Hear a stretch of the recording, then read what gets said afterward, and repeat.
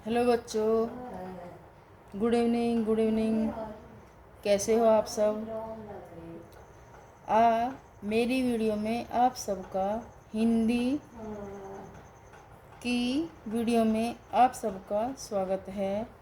मेरे इस हिंदी के यूट्यूब चैनल को आपका ही सहयोग है और मेरे द्वारा पढ़ाए गए टॉपिक आपको बहुत अच्छे से समझ में आ जाते होंगे, तो इसीलिए आप मेरी वीडियो से जल्दी जुड़ने की कोशिश करिए और मेरे चैनल को लाइक करना, फॉलो करना, सब्सक्राइब करना, कमेंट करना और शेयर करना ना भूलें। तो आज का हमारा टॉपिक कल का जो विशेषण की विशेषता हमने पढ़ाई थी उससे आगे के पार्ट को आज हम पढ़ेंगे। तो बिना देरी किए हुए मेरी वीडियो को लाइक करना, कमेंट करना और सब्सक्राइब करना और शेयर करना। तो चलते हैं आज की वीडियो आगे बढ़ाने के लिए। तो आज की वीडियो में हम देखते हैं कि विशेषण कितने प्रकार के होते हैं, विशेषण को कितने भागों में बांटा गया है, विशेषण के भेद भी हम उनको कहते हैं। तो विशेषण हमारा है चार प्रकार का विशेषण हमारा होता है: गुणवाचक, परिणामवाचक, संख्यावाचक और संकेतवाचक। तो देखते हैं, पहला नंबर हमारा होता है गुणवाचक, दूसरा होता है हमारा परिमाणवाचक, तीसरा नंबर होता है हमारा संख्यावाचक और चौथा नंबर होता है हमारा संकेतवाचक। संकेतवाचक को हम सार्वनामिक भी कहते हैं। संकेतवाचक को हम सार्वनामिक भी कहते हैं। संकेतवाचक को हम सार्वनामिक भी कहते हैं। तो देखते हैं, इन चारों को भी अलग अलग भागों में बांटा गया है। केवल गुणवाचक ही अकेला रह सकता है। जिसके अंदर गुण होते हैं वह सभी संघर्षों को पार कर लेता है। अब देखते हैं हमारा कौन कौन से नंबर को अलग अलग टुकड़ों में, अलग अलग भागों में बांटा गया है। तो पहला हमारा गुणवाचक संघर्षों सहित सब मुसीबत का सामना कर लेता है, तो ये तो अकेला रहना पसंद करता है। लेकिन परिणामवाचक जो होता है, तो परिणामवाचक को दो भागों में बांटा गया है। पहला हमारा हो जाएगा निश्चित परिमाणवाचक, निश्चित परिणामवाचक। दूसरा आ जाएगा हमारा अनिश्चित परिमाणवाचक, दूसरा परिमाणवाचक। अनिश्चित परिमाण, इसमें तो किसी चीज़ की सीमा निश्चित होती है, किसी संज्ञा की सीमा निश्चित होती है, किसी विशेषण की सीमा निश्चित होती है। और ये होता अनिश्चित काल। अनिश्चित में इसकी कोई सीमा नहीं होती, कम थोड़ा ज़्यादा ऐसे बता दिया जाता है। इसमें ये नहीं कहा जाता कि 1 kilo, 2 kilo, 4 kilo, 10 kilo, 20 kilo, ऐसा इसमें नहीं बताया जाता। इसमें थोड़ा कम करके बताया जाता है। ठीक है। अब नंबर आता है संख्यावाचक का। तो संख्यावाचक को हमारे कितने भागों में बांटा गया है? तो यह हमारा 1, 2, 3, 4, 5, यह हमारा 5 भागों में बांटा गया है। ठीक है। इसके संख्यावाचक विशेषण के 5 भाग होते हैं। वह कौन से होते हैं उनको जानने की अब हम कोशिश करेंगे। तो पहले हो जाएगा हमारा गणनावाचक पूर्ण संख्या बोधक, यानी कि पहले गिनती करके अपने आप में पूर्ण संख्या, अपने आप में जैसे 40 अपने आप में पूर्ण संख्या का बोधक होता है, ये गणनावाचक भेद। अब देखते हैं हम क्रमवाचक, 1, 2, 3, 4, तो ये हो गया हमारा क्रमवाचक। ठीक है। आवर्तीवाचक, यह भी हमारा क्रमवाचक अनुसार ही चलेगा। आवर्ती एक के बाद एक के बाद एक के बाद ऐसे आवर्ती बनकर चलती है, तो यह आवर्तीवाचक हो जाएगा। अब देखते हैं समुदायवाचक, जहाँ सब लोग इकट्ठे होते हैं वहाँ समुदायवाचक होता है। समुच्चयवाचक, सभी को साथ लेकर, और यह है प्रत्येक बोधक हर व्यक्ति के बारे में ये बताता है, हर व्यक्ति के बारे में ये बताता है, तो इसे प्रत्येक बोधक कहते हैं।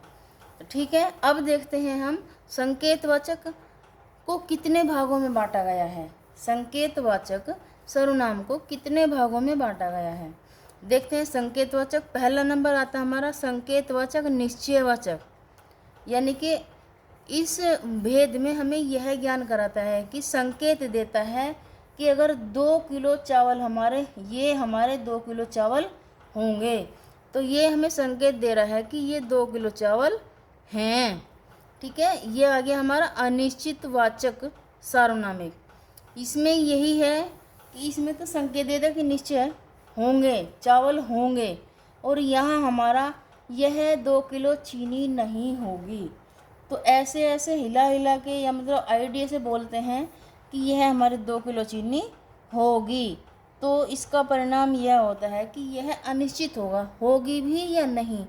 10 ग्राम भी कम रह सकती है, 20 ग्राम भी कम रह सकती है, 100 ग्राम कम भी रह सकती है। तो ये अनिश्चितवाचक सार्वनामिक विशेषण के अंतर्गत आ जाएगा। अब देखते हैं प्रश्नवाचक। प्रश्नवाचक सार्वजनिक, प्रश्नवाचक सार्वजनिक। इसमें प्रश्नवाचक जैसे क्या, कब, कैसे, ऐसे ऐसे वाक्यों का प्रयोग वाक्यों में प्रयोग होता है। कब, कैसे, ऐसे शब्दों का वाक्यों में प्रयोग होता है, तो इनको प्रश्नवाचक सार्वनामिक कहते हैं। अब देखते हैं संबंधवाचक। संबंधवाचक वह होता है जहाँ एक दूसरा यानी कि एक दूसरे से काम करवाया जाता है, तो उसे संबंधवाचक सार्वनामिक के विशेषण कहते हैं।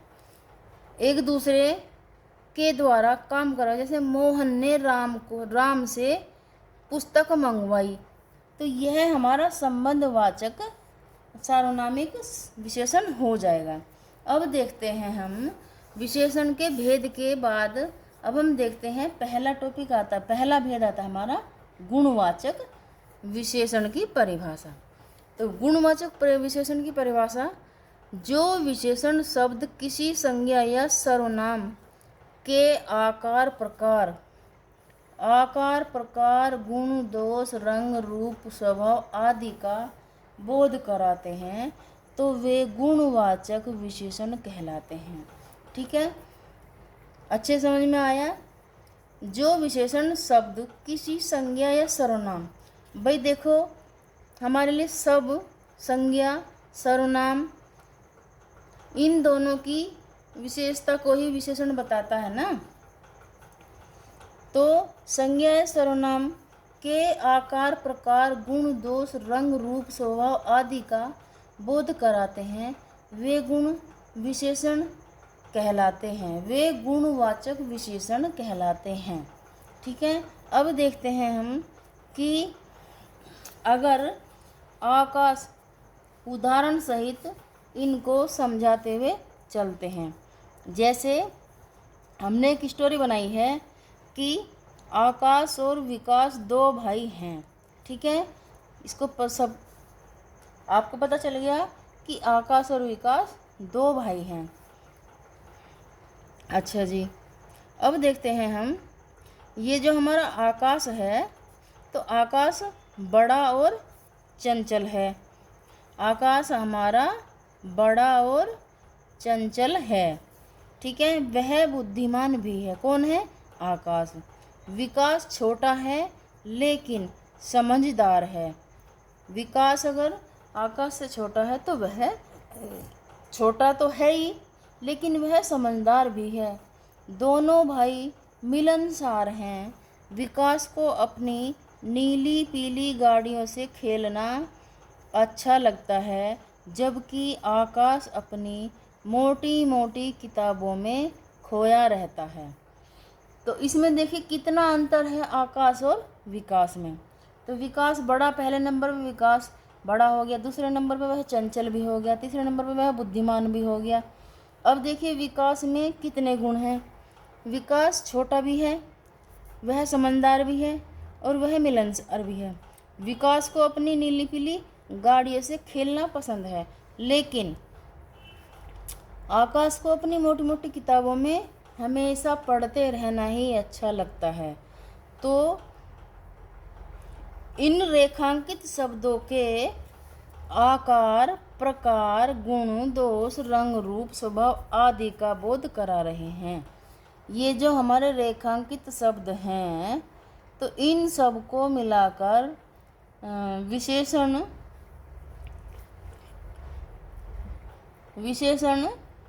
के गुण का बोध करा रहे हैं।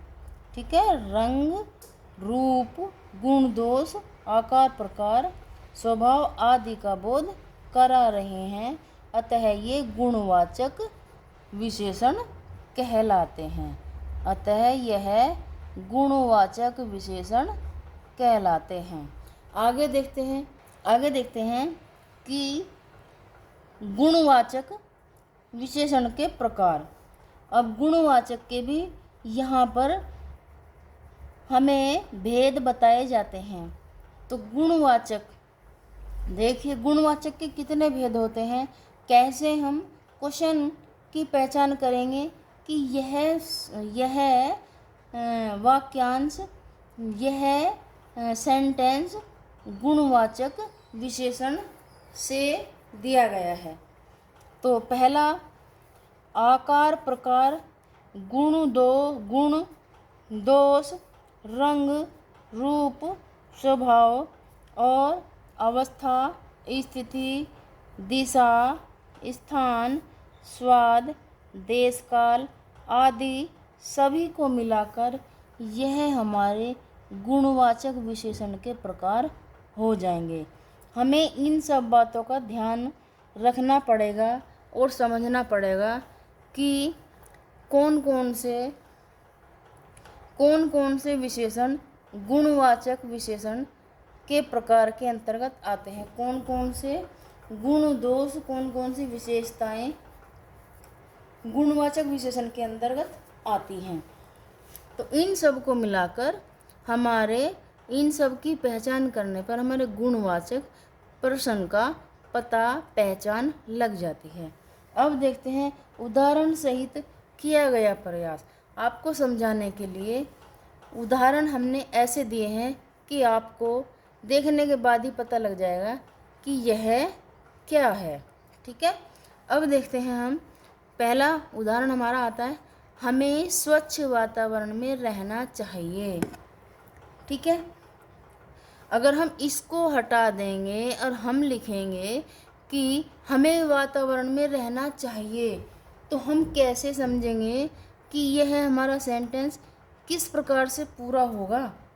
तो जब हम इसमें स्वच्छ लगा देंगे तो हमारे सेंटेंस की सुंदरता बढ़ जाएगी और हमारा एक तरह का गुण भी इसके अंतर्गत आ जाएगा। तो हमें कैसे वातावरण में रहना चाहिए? हमें स्वच्छ वातावरण में रहना चाहिए। अगला सेंटेंस आता है हमारा, परिश्रमी बच्चे सदैव सफल होते हैं। अगर हम लिख देते कि बच्चे सदैव सफल होते हैं, लेकिन जब हमें संज्ञा का ही पता नहीं है, हमें विशेषण का ही पता नहीं है, तो हम इस सेंटेंस को कंप्लीट कैसे मानेंगे? और जब तक यह इसमें संज्ञा सर्वनाम नहीं लग जाती तब तक यह सेंटेंस कंप्लीट नहीं होता। तो इसलिए परिश्रमी शब्द जो है यह हमारा गुणवाचक विशेषण बनकर बच्चों के साथ सदैव मेहनत, बच्चे सदैव सफल होते हैं, यानी कि परिश्रमी जो बच्चे होते हैं वो सदैव सफल होते हैं। और यही डायलॉग हम आपके ऊपर भी लागू करते हैं। थोड़ा पढ़िए, ज़्यादा पढ़िए, थोड़ा पढ़िए, लेकिन समझ कर, लिख कर, बार बार लिख कर, बार बार समझ कर आपको भी पढ़ना पड़ेगा, तभी आप परिश्रमी कहलाओगे। अगला उदाहरण देखते हैं हम। जैसे रचना नाम की लड़की ने सुंदर नृत्य प्रस्तुत किया। ये एक रचना नाम की लड़की है और इसने सुंदर नृत्य प्रस्तुत किया। अगर हम कह देते कि रचना ने नृत्य प्रस्तुत किया, तो जब तक इस सेंटेंस की शोभा नहीं बढ़ती तब तक ये सेंटेंस अनकम्प्लीट ही रहता है। तो जहाँ हमने सुंदर लगाया है वहीं पर देखिए सेंटेंस को पढ़ने से ही पता लग जाता है कि सेंटेंस कितना सुंदर है और सेंटेंस कितना अच्छा और सरल भाषा में बनाया गया है। अगर हम लिखते कि रचना ने नृत्य प्रस्तुत किया, भाई ठीक है, रचना पे आता है डांस तो इसलिए उसने प्रस्तुत कर दिया, लेकिन अगर हम इसमें 4 चांद लगाते हैं तो इसमें सुंदर वाक्य का तो प्रयोग हमें करना ही पड़ेगा, तभी ये सेंटेंस हमारा पूरा हो पाएगा। ठीक है, अब देखते हैं हम वाक्यों में से यदि गुणवाचक विशेषण छांटने हो तो संज्ञा के साथ। देखियो, अगर हमें ये पूरा सेंटेंस दे दिया जाए और हमें उसमें से संज्ञा के साथ गुण छांटने पड़े तो हम कैसे छांटेंगे? तो देखिए, कैसा, कैसी लगाकर प्रश्न का उत्तर ढूंढना चाहिए, जो गुणवाचक विशेषण होते हैं। जैसे अब देखिए, अब इन्होंने इसमें गुणवाचक विशेषण को छांटने के लिए बोला गया है। अच्छा, संज्ञा के साथ कैसा, कैसी लगाकर प्रश्न का उत्तर ढूंढना चाहिए, यानी कि इसमें दोनों शब्दों का यूज होना चाहिए, तभी हमारे गुणवाचक विशेषण के जहाँ कैसा लग जाएगा वहाँ प्रश्न बन जाएगा, जहाँ कैसा हट जाएगा वहाँ उत्तर बन जाएगा। ठीक है, अब देखते हैं इन्होंने मैंने कैसे आपके लिए ये क्वेश्चन आंसर बनाए हैं। रचना ने कैसा नृत्य प्रस्तुत किया, तो इसको हम इसमें से हटा देंगे, तो रचना ने नृत्य प्रस्तुत किया। अगर कैसा है तो संज्ञा के साथ कैसा लग रहा है, ठीक है, तो गुण लग रहा है इसमें। अब हमें बताया गया कि रचना ने सुंदर नृत्य प्रस्तुत किया, रचना ने सुंदर नृत्य प्रस्तुत किया। तो यहाँ हमारा जब सुंदर वाक्य हमारा इनके बीच में आया है तो हमें गुणवाचक विशेषण छांटने में दिक्कत क्या हुई? यही हमारा सही आंसर हो जाएगा और यही हमारा सही प्रश्न हो जाएगा। अब देखते हैं अगला क्वेश्चन, रावण कैसा मारा गया? कैसे, या फिर हम इसको ऐसे लिख सकते हैं कि कैसा रावण मारा गया, लेकिन रावण हमने पहले लिख दिया, कैसा बाद में लिख दिया, लेकिन कैसा शब्द यूज होना चाहिए, कैसा शब्द वाक्य में पूरा होना चाहिए। तो इसमें लिखा है कि अहंकारी रावण मारा गया। रावण कैसा था तभी तो मारा गया, तो हमें पता था कि रावण ने बहुत अत्याचार किए हैं राम के ऊपर, राम की सेना के ऊपर, तभी तो वो अहंकारी था, तो इसलिए रावण अहंकारी था तो वह मारा गया। क्वेश्चन भी कंप्लीट आपका और आंसर भी कंप्लीट। अब देखते हैं हम अगला भेद गुणवाचक विशेषण का। तो अगला भेद जो है हमारा विशेषण का, वो आता है हमारा परिमाणवाचक। तो परिमाणवाचक की परिभाषा देखते हैं पहले। परिभाषा, जो विशेषण शब्द संज्ञा शब्दों के परिमाण संबंधी विशेषता का बोध कराते हैं, वे परिमाणवाचक विशेषण कहलाते हैं। जैसे परिमाण हमें पता है, जो नाप तोल के बिल्कुल सही है, जैसे 4 किलो चावल हो गए, 2 मीटर कपड़ा हो गया, 1 मीटर हमारा कुर्ते का कपड़ा हो गया, 5 लीटर हमारे दूध की कैन भर गई, 250 ग्राम हमने छुआरे ले लिए, और कुछ किलो हमने जलेबी ले ली, और खोया खरीदा गया, कुछ किलो खोया खरीदा गया। तो इस प्रकार हमें पता होता है कि हमने कितना सामान लिया है, हमने दुकान वाले से कितने सामान की क्वांटिटी सामान का हमें ये पता होता है कि 4 kilo, 5 kilo, 6 kilo, 2 metre, 10 litre, 5 litre, 250 gram, 200 gram, इस तरह का हमें परिमाणवाचक विशेषण में पता रहता है कि हमें कितना कब सामान हमने खरीदा। जो कुछ संज्ञा शब्दों की मात्रा नापतोल संबंधी विशेषता बता रहे हैं। ये जो शब्द हैं हमारे, तो इसमें संज्ञा शब्दों की मात्रा को बता रहे हैं, नापतोल संबंधी विशेषता को बता रहे हैं इन सब शब्दों के अंतर्गत। आगे चलते हैं। क्या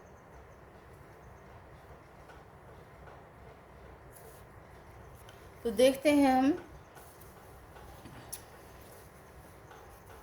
परिमाणवाचक के दो भाग होते हैं।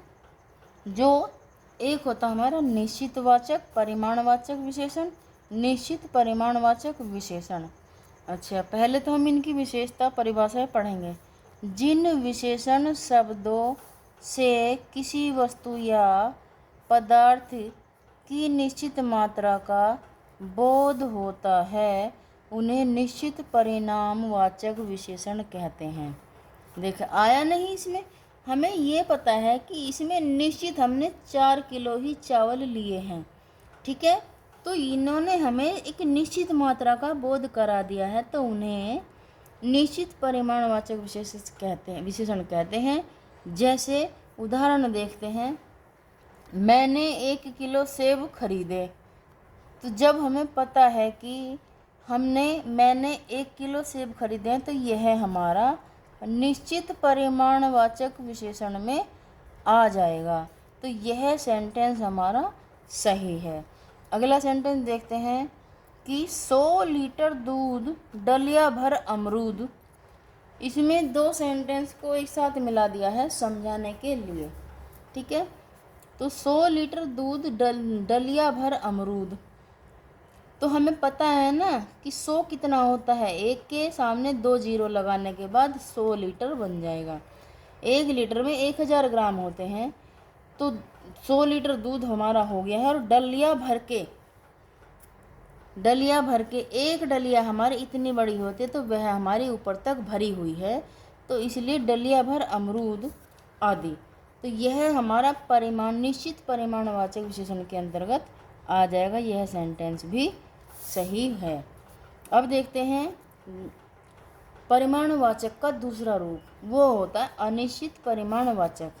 यह अनिश्चित परिमाणवाचक जिन विशेषण शब्दों से किसी वस्तु या पदार्थ की निश्चित मात्रा को नहीं बताया जाता। देखिए, यहाँ निश्चित मात्रा का बोध होता है और यहाँ निश्चित मात्रा का बोध नहीं होता, तो इसलिए उन्हें अनिश्चित परिमाणवाचक विशेषण कहते हैं।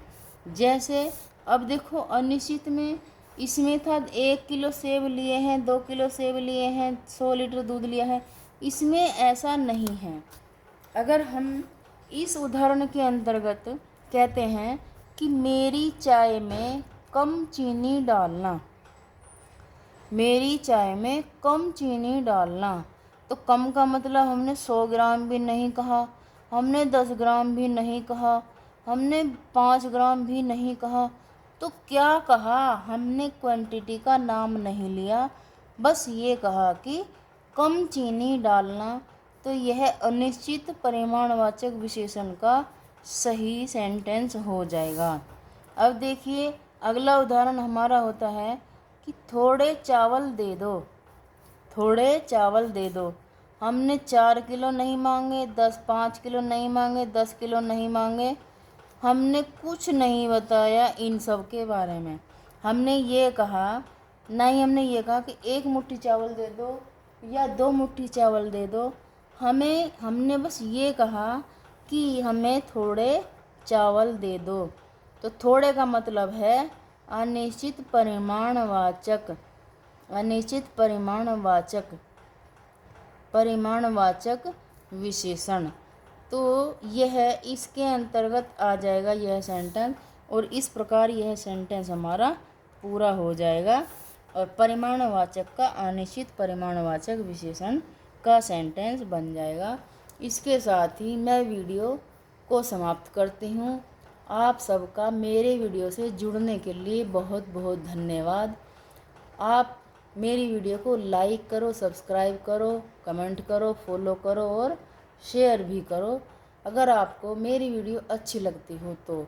इसके बाद मैं इससे आगे की कल सेम टाइम लेकर आऊँगी। इसके अगले भाग कल मैं सेम टाइम फिर मिलूँगी आपसे। धन्यवाद।